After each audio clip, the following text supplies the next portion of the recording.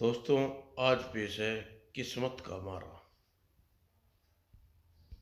ये कवर चित्र है।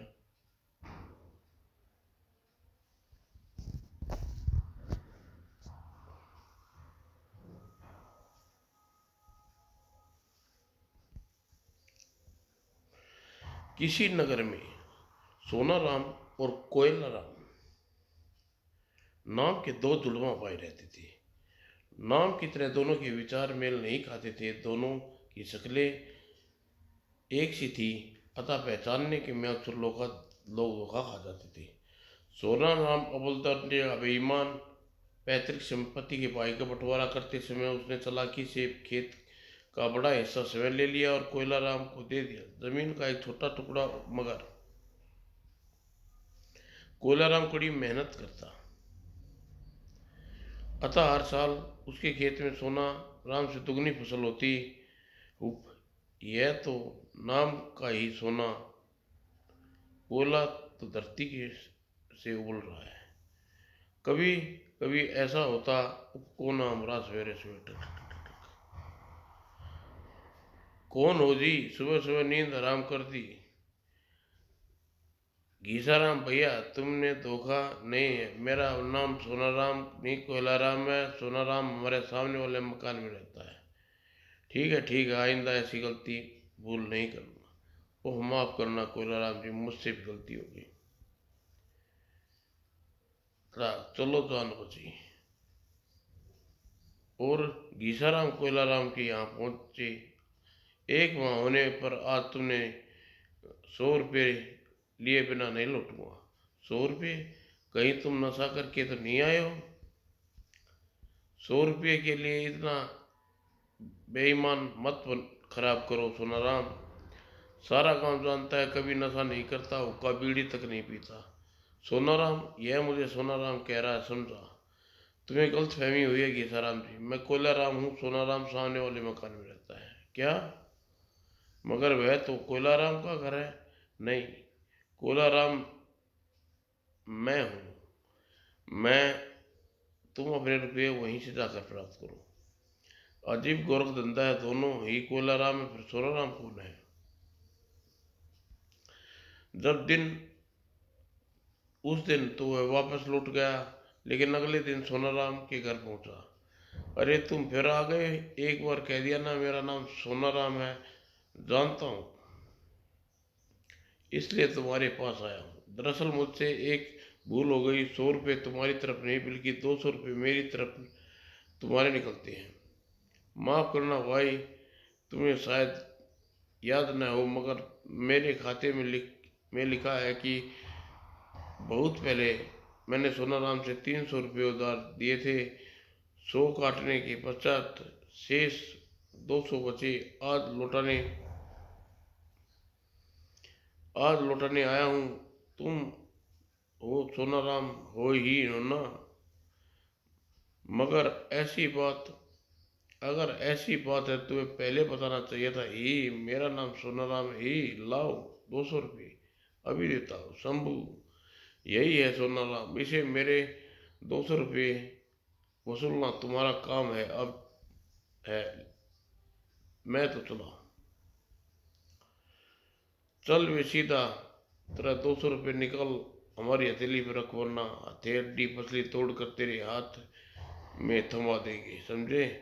बस बस बाप रे, समझ गया। मुझे बख्श दो मेरे बापों, रुपये देता हूँ मैं। और इसी प्रकार चालाकी इनकी पहचान की जाती थी। शाबाश, उप घीसाराम ने कैसी चालाकी से उल्लू बना दिया। हाय, अब यह 200 रुपये देने पड़ेंगे। और कभी कभी चक्कर उल्टा ही घूम जाता। दूध वाला, दूध ले लो, अंडे ले लो। हाय मेरा दूध, भागूं वरना यह मटकलू ये मुझे मार मार कर मेरा सारा खाया पिया बर्बाद कर देगा। उफ, अंडे, ओह मर गया। सोनाराम भाग, ये पूरी ताकत से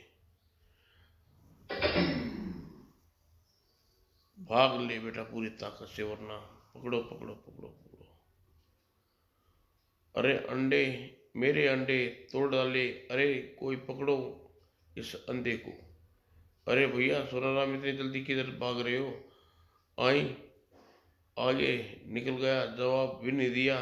क्या बात है? तभी, यह क्या, अरे अरे मरो मरो।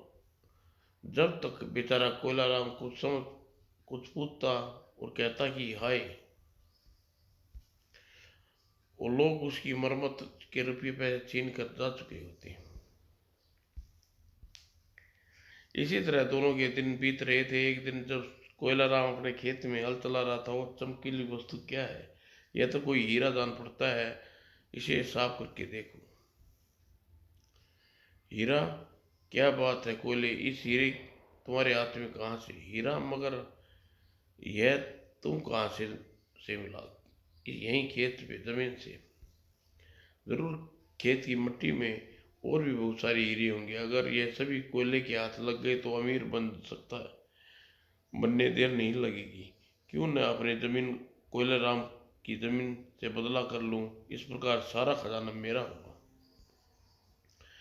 क्या सोचने लगे सोना भैया? सोच रहा हूं, मैंने तुम्हारे साथ अन्याय किया है। वास्तव में सारी जमीन तुम्हारी है, मैं अपनी कहता था। पर अब भी कुछ नहीं बिगड़ा। मैं आज से ही सारी जमीन तुम्हारे नाम करता हूँ। सब तुम्हारी जमीन में खेती करूँगा। मगर सोना भैया, मुझे आपसे कोई शिकायत नहीं है रही। मैं जमीन के इस टुकड़े पर भी प्रसन्न हूँ। ज़्यादा भूमि लेकर क्या करूँगा?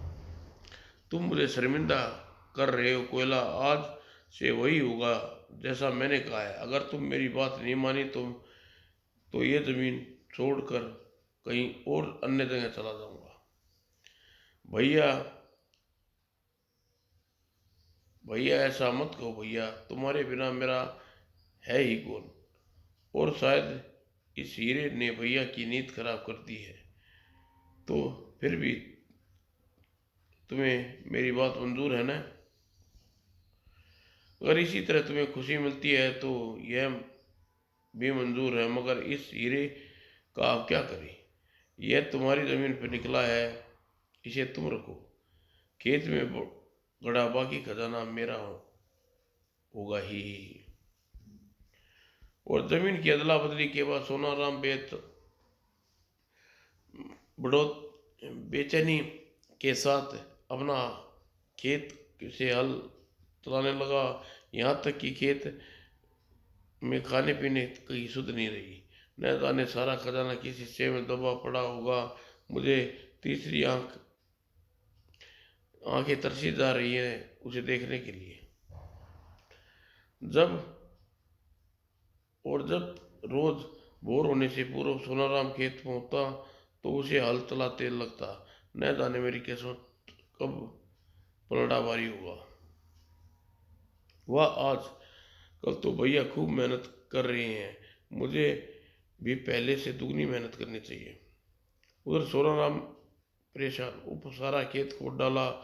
वह खजाना तो दूर, स्वर्ण मुद्रा का एक नहीं मिली। अगर खजाना नहीं मिला तो मैं बर्बाद हो जाऊंगा। हाय हाय। जबकि कोयला लंटन, यह आवाज कैसी? लगता है जमीन में दबी कोई धातु है, फंस गया है। यह जगह खोदनी चाहिए। और जब उसने वह मट्टी खोद कर मट्टी हटाई, यह तो कांसे का घड़ा है। न जाने इसमें क्या खोल कर देखूं। कांसे के घड़े का ढक्कन हटाते, आह, इस घड़े में भरे धन का बेद अमीर हो जाऊंगा। उस बेचारे सोना भैया ने अपना खेत भी गया, अब धन भी। ठहरो कोयले, यह मटका तुम्हें कहाँ से मिला? इसमें क्या है? खजाना, सोने मेरे खेत, मुझे यह मिला। उफ, मगर यह कैसे हो सकता है? हीरा तुमने अपने खेत से मिला था तो खजाने का क्या दबा खेत में? क्या हाय। मगर तुम्हारा खेत तो अब मेरा हो चुका है भैया। मेरा खेत तुम्हारा हो चुका है बस। फिर भी तुम चाहो तो सारे धन से कुछ चौथाई भाग तुम्हें देने को तैयार हूँ। मुझे तुम्हारी दया की कोई आवश्यकता नहीं कोयले। अगर ये खजाना मेरे भाग्य में होता तो क्या मुझे नहीं मिलता? अब जैसी आपकी इच्छा। लेकिन कुछ सोचकर सुनाराम कहा, ठहरो कोयले, मैंने अपने हिस्से की जमीन तुम्हें दी थी है, बदले में तुम्हारी ये थोड़ी सी जमीन मुझे मिली, इसकी एवज में मुझे क्या लाभ होगा? तुम अपनी जमीन वापस लेकर अपनी जमीन, मेरी जमीन लौटा दो, या ये धन में से मुझे इसमें से तुम्हारी एक भी शर्त मंजूर नहीं है।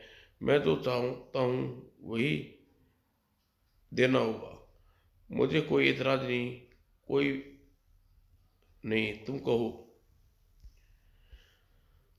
नाम सोनाराम के होते हुए मैं, मेरे पास कुछ भी नहीं है, जबकि नाम के विपरीत तुम सुख सुविधा सुलभ, हर दोनों की शक्ल भी एक जैसी है। मैं चाहता हूँ कि तुम अब अपना नाम देकर मुझे मेरा नाम अपना लो।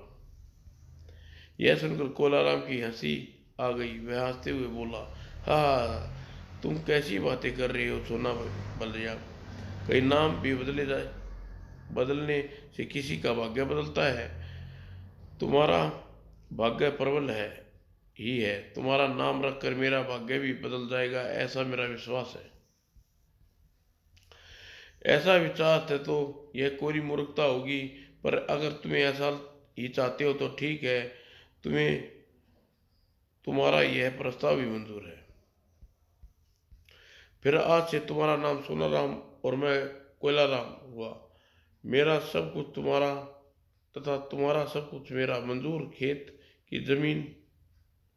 छोड़कर खेत की जमीन छोड़कर मंजूर। लेकिन कोई गड़बड़ी हुई तो उसके जिम्मेवार तुम खुद होगे। मंजूर मंजूर। इस प्रकार अपने नाम बदलने कर सोना वे कोलाराम और सोनाराम से सोनाराम बन गए। इस युक्ति से अवश्य मेरा भाग्य बदल जाएगा। सोना भैया मुझे मेरा भाग्य छीन लेना चाहते हैं, पर यह उन्हें याद नहीं मालूम भी पड़ जाएगा कि नाम बदलने से भाग्य नहीं बदलते।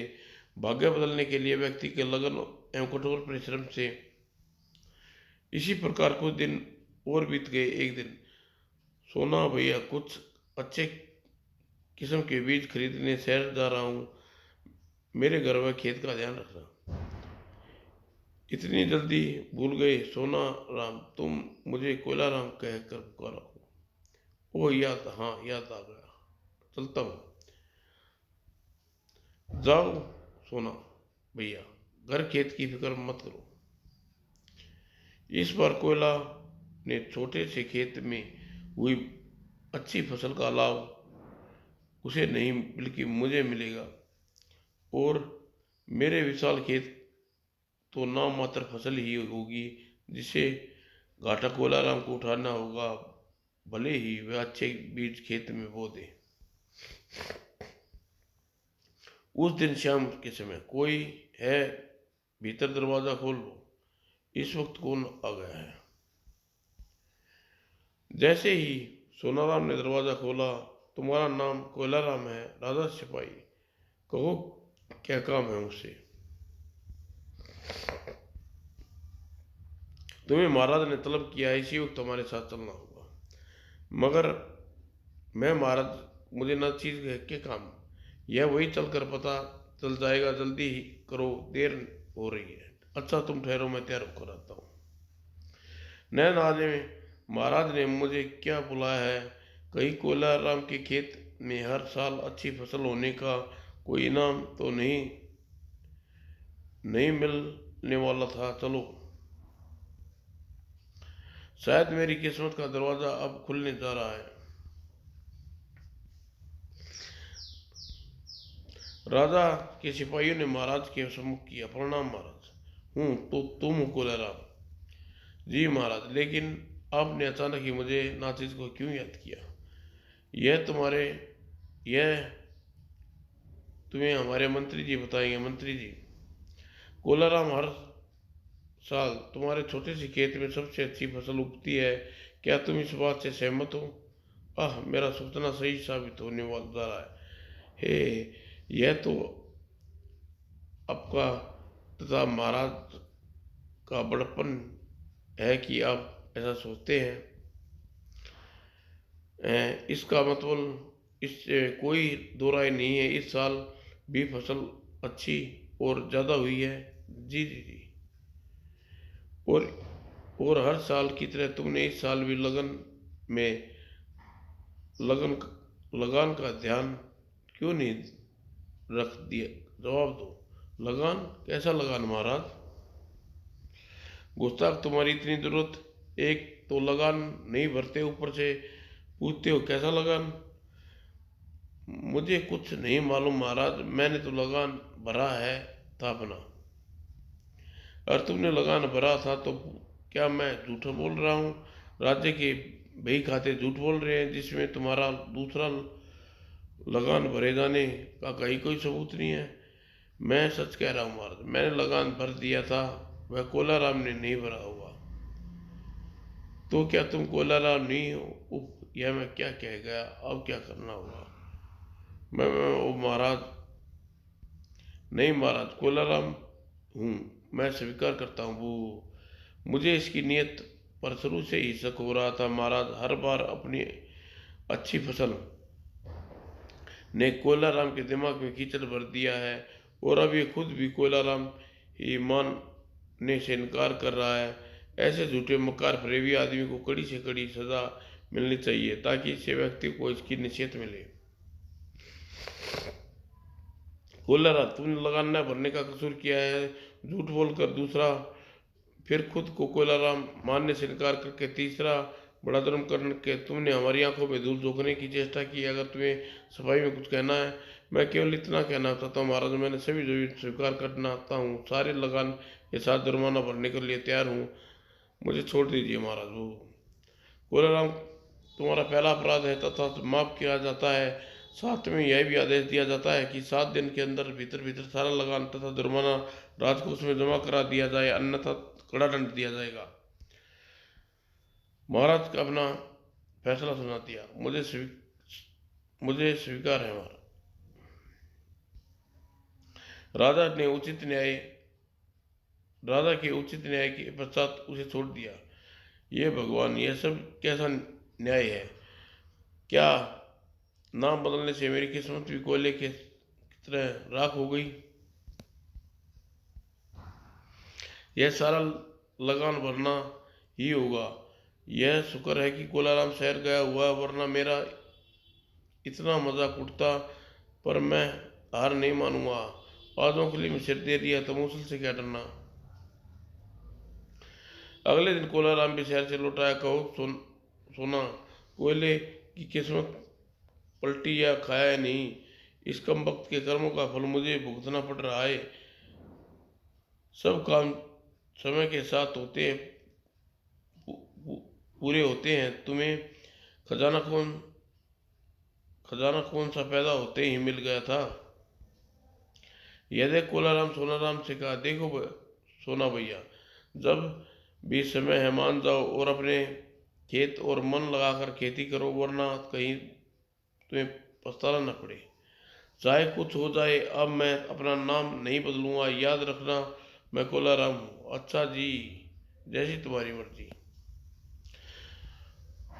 चाहूँ तो मैं नाम बदल कर राजा से लगान से छुटकारा पा सकता हूँ। हो सकता है ठीक उसी समय कोयले को कोई फायदा होने जा रहा हो, मगर मैंने ऐसा किया तो वह लाभ मेरे हाथ से जाता रहेगा। अगली दोपहर सोनाराम के यहाँ, अरे भाई कौन है? ठहरो आता हूँ। दरवाजा को ठक ठक ठक। सोनाराम, नाम आप ही का है, आप ही का है ना? बड़े दुख की खबर है। कौन है भाई? मुझे इन्हें पहचाना भी नहीं। कहीं कोई मुसीबत नहीं आई? पर मुझे मुसीबत से सोनाराम को पूछ रही है। इसमें कोलाराम के घर का पता बता देता हूँ। अब वही सोनाराम है। मन ही मन सोचकर उसने अपने तुरंत बात काटते हुए कहा, नहीं भाइयों, मेरा नाम कोलाराम है। सोनाराम सामने वाले मकान में रहता है। तुम अपना दुखड़ा जा करो। ओ शुक्रिया शुक्रिया, चलो सामने वाले घर में। शुक्र है चले गए। अब मैं भीतर चलकर आराम करता हूँ। कोलाराम जाने उसका काम। इस दुख भरी बला से मैं निपटा। उधर कोलाराम के घर में हम सुंदरगढ़ दिन से आए हैं। बड़ी दुख की बात है सोनाराम, तुम्हारे चाचा जी की असामयिक मृत्यु हो गई। ओह, चाचा जी नहीं रहे? मृत्युपरांत उसका कोई वारिस नहीं था, अतः वे सारी जमीन जायदाद तुम्हारे नाम कर गए हैं। ओह, सिर्फ मेरे नाम क्यों? वसीयत बनाने से पहले उन्होंने, चाचा ने शायद तुम्हारे गांव आए थे, उन्हें यहाँ कोलाराम को सुख संपन्नता भरा जीवन व्यतीत करते देखा और तुम्हें सब चीज़ों के अभाव में, अतः उन्होंने बहुत सोच समझ कर यह कदम उठाया। उन्हें ये सारी बातें अपनी वसीयत में लिखी हैं और शीघ्र ही चलकर अपनी सारी संपत्ति अपना नाम करवा लो। यह बात है तो अवश्य ही साथ चलूँगा। अभी चलना होगा। अवश्य तुम्हें अपना चाचा का अंतिम संस्कार भी करना है। ठीक है, मैं तैयार होकर आता हूँ। इस प्रकार पूरी तैयारी के साथ दूसरे गांव की ओर चल पड़ा। अरे, यह कोयला इनके साथ कहीं जा रहा है। मुझे मुझे भी कुछ नहीं बताया। मुझे क्या, मैं तो दुखी भरी खबर सुनने से बच गया, जान बची। दूसरे गांव पहुंचकर कोलाराम ने अपने चाचा जी का अंतिम संस्कार किया और 2 दिन पश्चात उसकी जमीन जायदाद बेचकर धन एकत्रित हुआ। उसे लेकर सब अपने गांव की ओर चलने को तैयार हुआ। यह कुल्हाड़ी भी रख लो सोनाराम, इसने तुम्हारे चाचा के बहुत बड़ी बहादुरी भरे कारनामे दिखाए थे। धन्यवाद, अब मैं चलता हूँ। सारी हकीकत जानने के बाद सोना की आंखें सूझ खुल गई। वह व्यर्थ में वहम त्याग देना, वह सारा धन उसे सौंप दूंगा। और कोलाराम अभी जंगल के बीच ही पहुंचा था। ठहरो, कौन है? हाँ, बहुत मालदार मुर्गा है लगता है यह तो। अरे, यह तो माधव डाकू है, जिसके सिर पर महाराज ने 1000 स्वर्ण मुद्रा का इनाम रखा है। खबरदार डाकू! एक आंख लड़खड़ाने के साथ ही कोलाराम ने कसकर गधे की पीठ पर पांव कसकर गधे की पीठ पर पांव की ठोकर जमा दी। मालिक का संकेत पाते ही गधा भागा। चल मेरे प्यारे, दिखा अपनी मस्तानी चाल, ढेंचू ढेंचू ढेंचू। और डाकू का ध्यान बढ़ते ही कोलाराम डाकू पर टूट पड़ा। पकड़े तो उसे जाने ना पाए।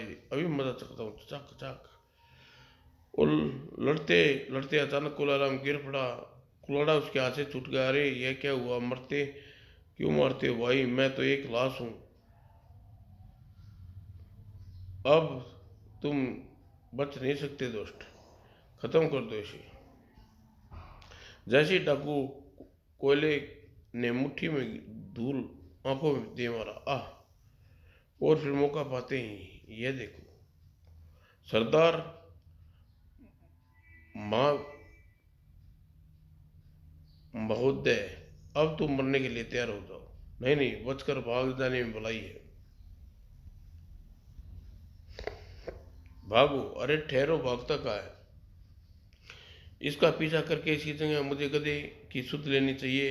उस पर लदा धन निश्चित रूप से इनाम की रकम से कहीं ज्यादा है। आह! वह रहा मेरा प्यारा गधा ढेचू। आह!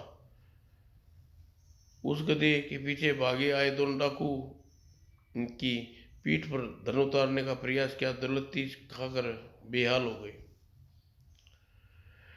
और उसके बाद कोलाराम अपने गधे को लेकर वापस चल पड़ा।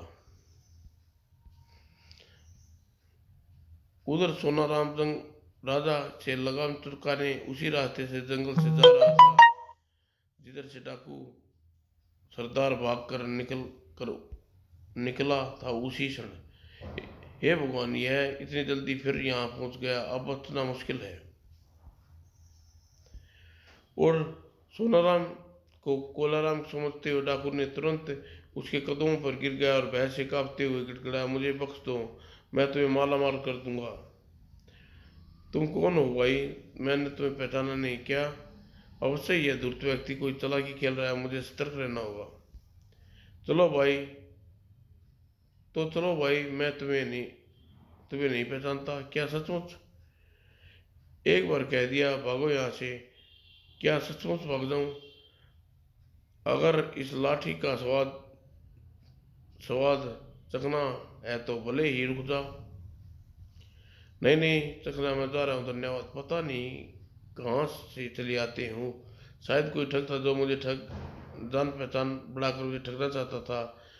और रुक कर नाक, खबरदार, खतरनाक इनामी बदमाश सोनाराम की बेवकूफ़ी के कारण उसके हाथ से निकल गया। मगर इसका क्या किया जाए जब डाकू सरदार उसी दशा में पुनः भाग निकला जिधर से उसी ओर भाग रहा था असली कोयलाराम, जिसकी डाकू सरदार की तलाश थी। यह सरदार तो फिर चला आया। इस बार इसका बुरता बना खत्म हुआ। जय बजरंगबली। बाप रे भूत! इंसान है या भूत? पल में इधर, पल में अब क्या करूं? और तभी वह भागने की सोच रहा था कि कोयलाराम का कहर बनकर उस पर टूट पड़ा। कम वक्त, उस समय तो तू निकल गया, मगर अब तेरी खोपड़ी का तरबूज की तरह फोड़ दूंगा। आए रे, मत डाल रे। और फिर मुस्तदे कसकर उसे गठरी के रूप में गदे पर लाद कर राजा के महल की ओर चल पड़ा। वाह, इस पर डाकू का इनाम भी पूरा मेरा हुआ। और महल में पहुंचकर उसने डाकू मकरंदन को सैनिकों के हवाले किया। इनाम की रकम लेकर वह जैसे ही अपने घर की ओर बढ़ने लगा, सोना भैया, तुम यहाँ लौट आए। अब यह बताओ कि वह व्यक्ति कौन था जिसने तुम्हें सैनिकों के हवाले करके इतना बड़ा इनाम किया? वो वह तो मशहूर बदमाश डाकू माधव सिंह था, जिसकी किस्मत में मेरे हाथों लग गया और मैंने उसकी अपनी चतुराई से दिखाकर पकड़ लिया। इतना सुनते सोनाराम सिर पटक दिया, सत्यानाश हो उस डाकू को, तो मैंने भगा दिया था।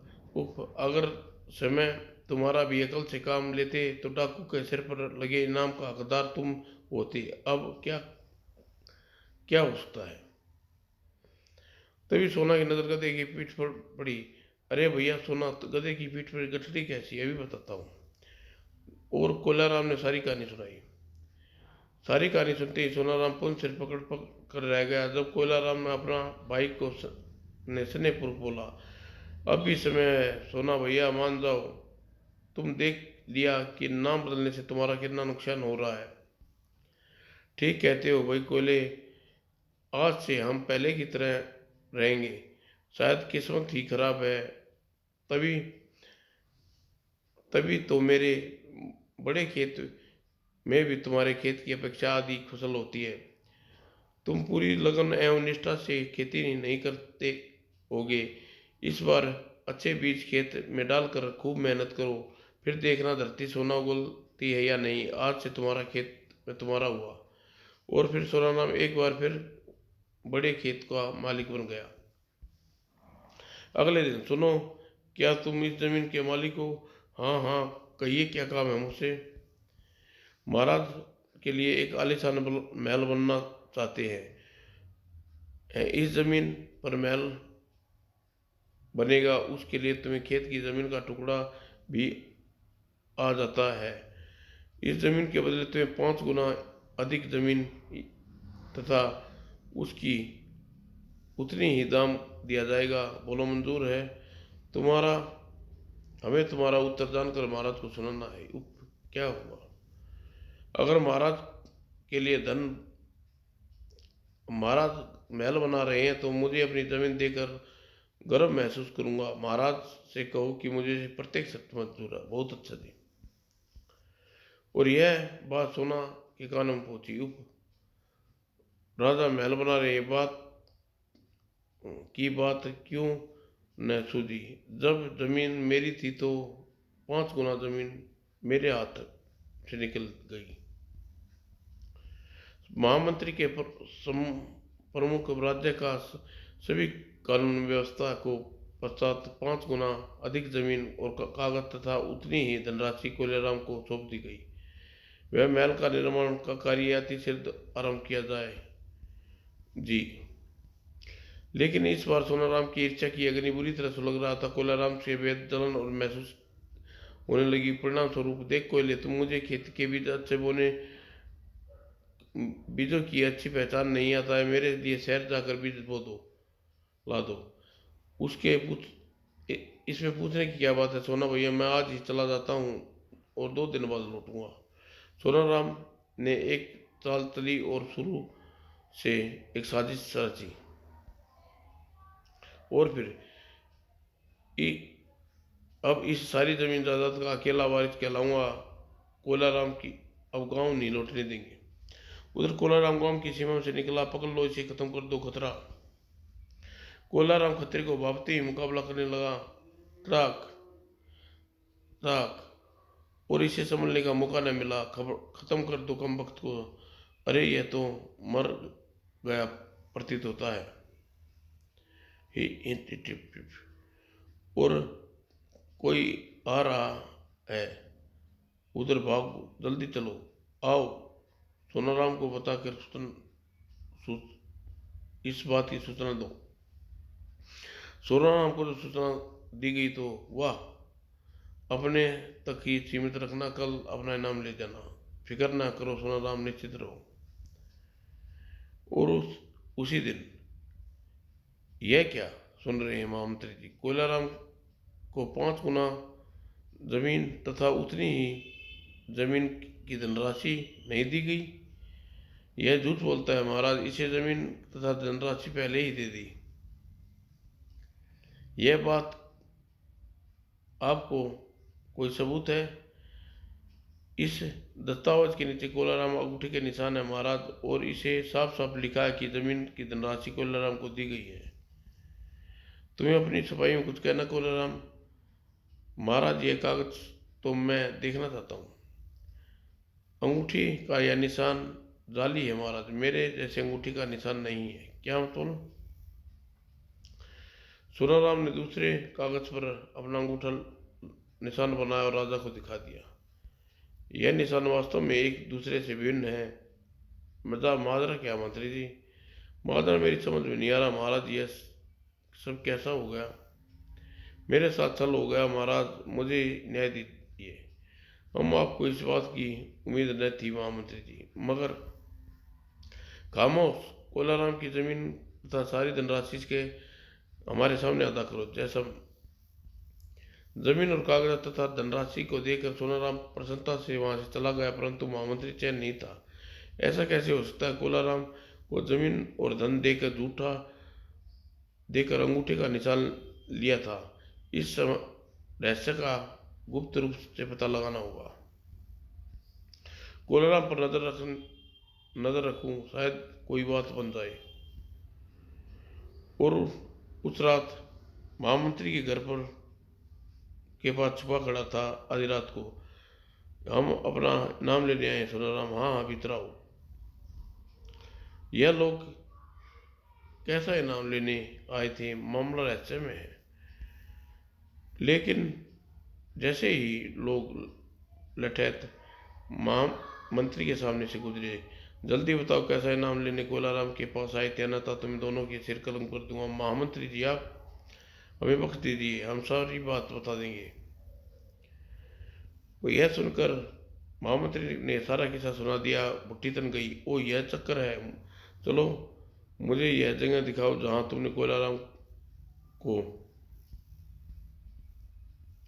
कोलाराम जंगल में गुजरते राहगीर को होश में लाए और तब महामंत्री भी वहां पहुंच गए। कोलाराम ने जब सारी कहानी ज्ञात हुई तो की आंखें में आंसू बह निकले। धन संपत्ति के लालच में भैया इतना गिर जाएंगे मैंने कभी सोचा ना था। अब छोड़ो, तुम्हें यह नाटक नाटक के लिए तैयार होना है। उसके बाद महामंत्री ने कोलाराम के कानों में फुसफुसाने लगा, और अगले दिन, आज मैं आपको एक आचार्य जादू दिखाने जा रहा हूँ महाराज। इस कमरे में निकलने का कोई दूसरा रास्ता नहीं है। कोलाराम स्वतंत्र रूप से खुद कक्ष में रस्सियों में जकड़ा हुआ है, और इस कक्ष में तुरंत बाहर निकलेगा। चलो उस कक्ष में जाओ कोलाराम। जी अच्छा। और यह चमत्कार देखकर राजा दंग रह गई। क्यों महाराज, आप हैरान है ना? अगर दरअसल यह कोलाराम नहीं सोनाराम है, जिसकी जुड़वा भाई कोलाराम को खत्म करने की साजिश रची और उसके धोखा भी दिया। सारी कहानी जाने और राजा क्रोधित हुई। ऐसा खतरनाक सांप का फन तुरंत ही कुचल डालना चाहिए। उचित होगा महामंत्री, इस सपोजले को मृत्युदंड के हवाले कर दो। नहीं, मेरे भाई पर रहम कीजिए महाराज। हर क्षेत्र में मिली यह सफलता ने इसे भत्ती भ्रष्ट कर दी है मती। यह भाग्य को पलटने के लिए इसने क्या कुछ नहीं किया, मगर अब भैया समझ में यह बात आ गई होगी। भाग्य से पलटने के लिए छल कपट नहीं, फरेब नहीं, ईर्ष्या नहीं, बल्कि लगन, निष्ठा, मेहनत, सब्र की जरूर आवश्यकता होती है। तुम ठीक कहते हो गोले। इन सब चीज़ों की वास्तव में मेरे पास कमी थी। नाम बदल देने से किसी वस्तु का महत्व ही घट या बढ़ नहीं जाता। अब मैं इस बात का अच्छी तरह समझ गया हूँ। मैंने जुर्म किया है महाराज, मुझे सजा मिलनी चाहिए। सुबह का भूला अगर शाम को घर आ जाए तो भूला नहीं कहता। सोनाराम जाओ, हमने तुम्हें आवेदन दिया। तो प्यारे बच्चों, देखो सोनाराम को सब्र की कमी और मेहनत फल फल पा लेने का आतुर था। इसी दौरान उसे जल्दबाजी में सब कुछ बिना कुछ सोचे समझे गलत कदम उठा लिए, जिसका लाभ मिला कोयलाराम को। और इस बात हमें याद याद रखो बच्चों, किसी भी भाग्य पर ईर्ष्या मत करो। ईर्ष्या क्रोध की जननी है, और क्रोध के लिए गए निर्णय का परिणाम अच्छा नहीं होता। समाप्त दोस्तों।